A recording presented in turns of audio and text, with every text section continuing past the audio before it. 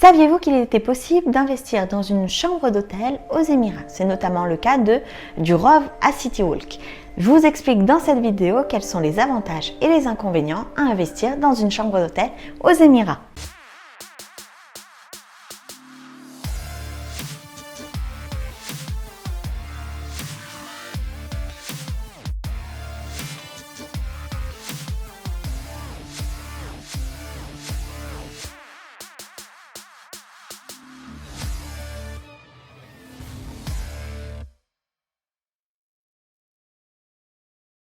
Qu'est-ce que j'entends par investir dans une chambre d'hôtel aux Émirats? Il est tout à fait possible d'acheter une chambre d'hôtel ou acheter un étage ou acheter une partie en tout cas d'un complexe hôtelier et d'en laisser la gestion locative à l'hôtel. Donc cela présente un certain nombre d'avantages, un certain nombre d'inconvénients que nous allons voir ensemble.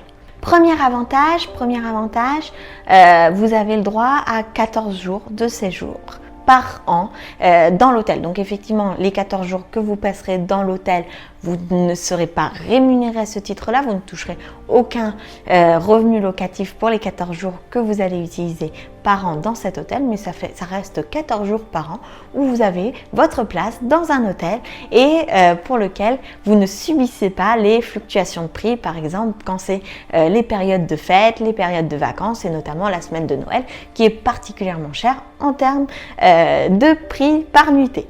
Deuxième avantage, vous allez toucher un pourcentage de ce que l'hôtel gagne sur le prix des nuitées. Donc généralement, c'est un pourcentage qui est compris entre 30 à 60% en fonction de votre investissement, en fonction de l'accord que vous avez eu avec le groupe qui gère l'hôtel.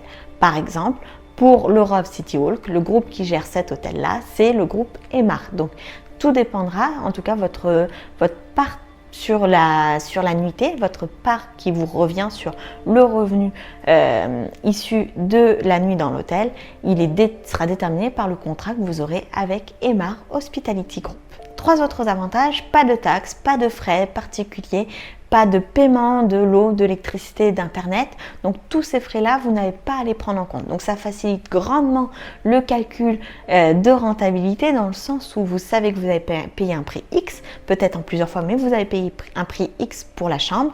Vous pouvez escompter un revenu X par nuitée pour la chambre, parce que vous savez que c'est un hôtel qui propose ses chambres et ses nuitées à partir d'un certain prix jusqu'à un certain prix et vous n'avez aucun souci de gestion locative, que ce soit les entrées et sorties des locataires, puisque les personnes quand elles rentrent dans un hôtel, tout a été refait au propre et quand elles sortent de l'hôtel, tout est refait au propre. Donc tout ce qui est ménage est également inclus. Donc ça induit une grande facilité en termes de gestion et en termes de tranquillité d'esprit. Sur les revenus que vous pouvez espérer d'un investissement dans une chambre d'hôtel, il faut généralement compter entre 5 à 8% de rentabilité nette sur cet investissement. Autre facilité de gestion qui est quand même hyper importante, c'est que vous n'avez pas à gérer la publicité du bien. Donc quand le bien est vacant, vous n'avez pas à faire d'annonce sur le Dubizzle qui est le bon coin local, vous n'avez pas besoin d'en faire la publicité sur les groupes Facebook. L'hôtel se charge de la publicité et ils vont mettre à profit pour vous, en tout cas ils vont mettre en œuvre pour vous de la publicité pour permettre à l'hôtel de se louer. Donc ils ont un intérêt à ce que l'hôtel ne reste pas vacant. Donc ça, ce sont les avantages principaux à avoir un investissement dans un complexe hôtelier. Deux gros inconvénients de l'investissement en complexe hôtelier. Premier inconvénient, pas de libre fixation du prix. Donc ce n'est pas vous qui fixez le prix des nuitées. Donc si l'hôtel décide de fortement baisser les prix des nuitées et ce qui va nuire à votre rentabilité, il peut le faire parce que par exemple il va s'adapter à des conditions économiques, à des conditions sanitaires ou à des conditions climatiques, si par exemple en été, l'hôtel baisse ses tarifs pour pouvoir accueillir davantage de visiteurs dans cette période un peu chaude d'août, juillet, août, septembre, qui est les qu'on connaît aux Émirats et pour lesquels on a moins de touristes. Donc c'est le premier inconvénient. Deuxième inconvénient, après la non-libre fixation du prix, c'est que vous n'avez pas la gestion indépendante de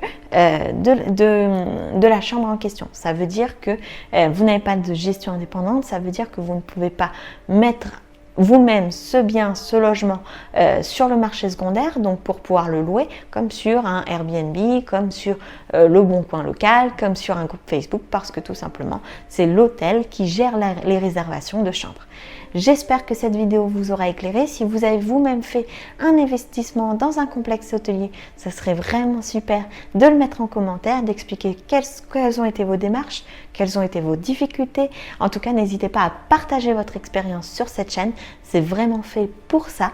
Et si vous avez des questions, n'hésitez pas également à les mettre en commentaire, en espérant qu'il y ait des personnes qui aient vécu cette aventure qui puissent vous répondre avec leur expérience. Je vous souhaite en attendant le meilleur et je vous dis à très vite dans une prochaine vidéo.